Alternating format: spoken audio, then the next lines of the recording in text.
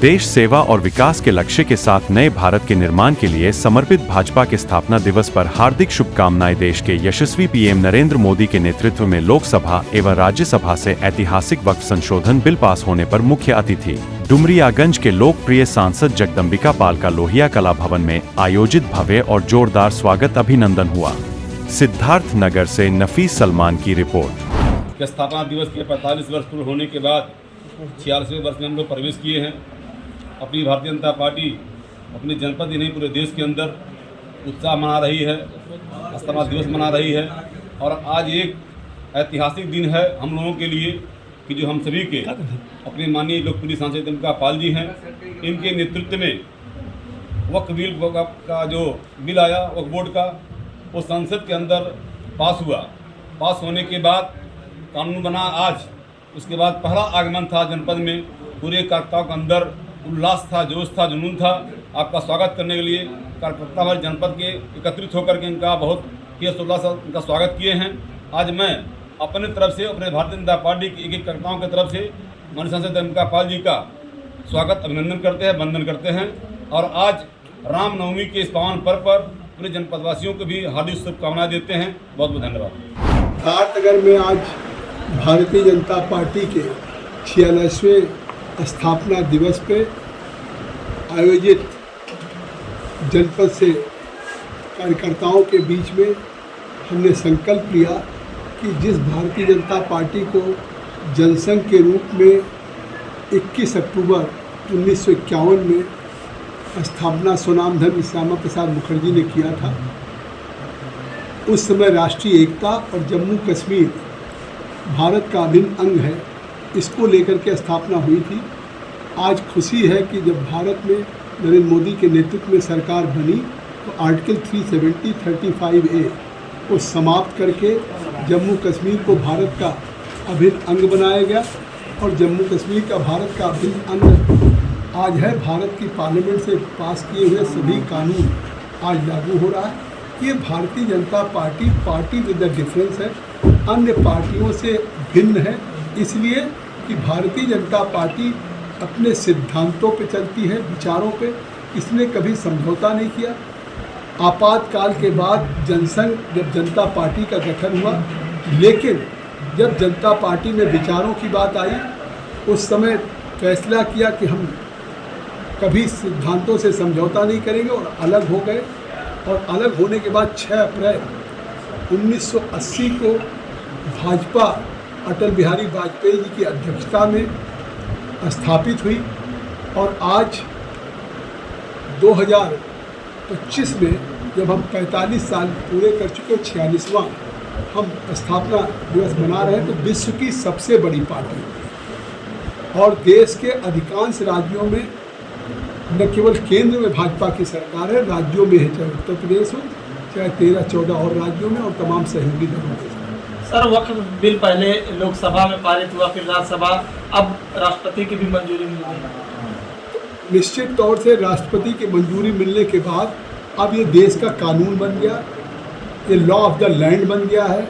और मैं एक चीज़ कहना चाहता हूँ कि लॉ ऑफ द लैंड बनने के बाद ये कानून एक ऐतिहासिक कानून है और देश के उस वक्त का फ़ायदा जो गरीब, पसमानदा, पिछड़े या हमारी ख़वातीन, बच्चे, अनाथ, इनको इसका फ़ायदा मिलेगा। और जिस तरीके से विपक्ष कह रहा है और जिस तरीके से अनकॉन्स्टिट्यूशनल, मैं कहना चाहता हूँ कि राहुल गांधी नेता प्रतिपक्ष है, एक तरफ देश के मुसलमानों की हमदर्दी की बात करते हैं और उन देश के मुसलमानों के लिए वक्फ बिल पे एक आवाज़ नहीं उठाए। बाहर कहते असंवैधानिक। असंवैधानिक तो तब था जब 2013 में सेक्शन 40 जोड़ दिया गया कि बिना कहीं भी कोई ज़मीन वक्फ को घोषित की जा सकती थी। आज हमने उसको अमेंड किया कि जो जहाँ मस्जिद होगी, कब्रिस्तान होगा, खानका होगा, वो वक्फ की रहेगी। अन्यथा जो वक्फ की प्रॉपर्टी होगी उसका डीड होगा, उसको वामसी पोर्टल पे चेक किया जाएगा। क्योंकि संविधान में article 300A right to property का अधिकार देता है।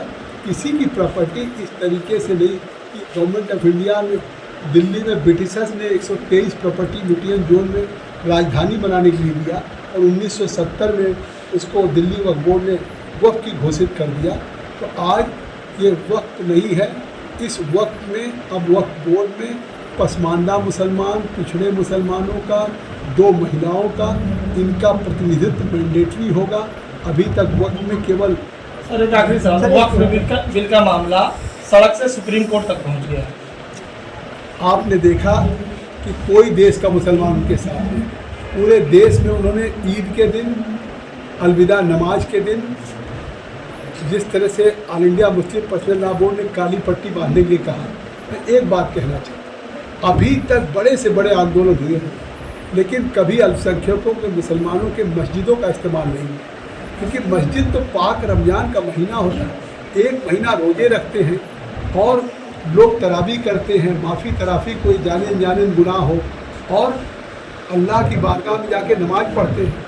तो आप उनको काली पट्टी से भेज रहे थे, तो पट्टी लगा के कहीं कोई अगर मस्जिद में जाएगा तो इसका मतलब अल्लाह के खिलाफ आप उनको भेज रहे थे, क्योंकि ये तो मैनेजमेंट के खिलाफ प्रोटेस्ट करने का ही तरीका होता है।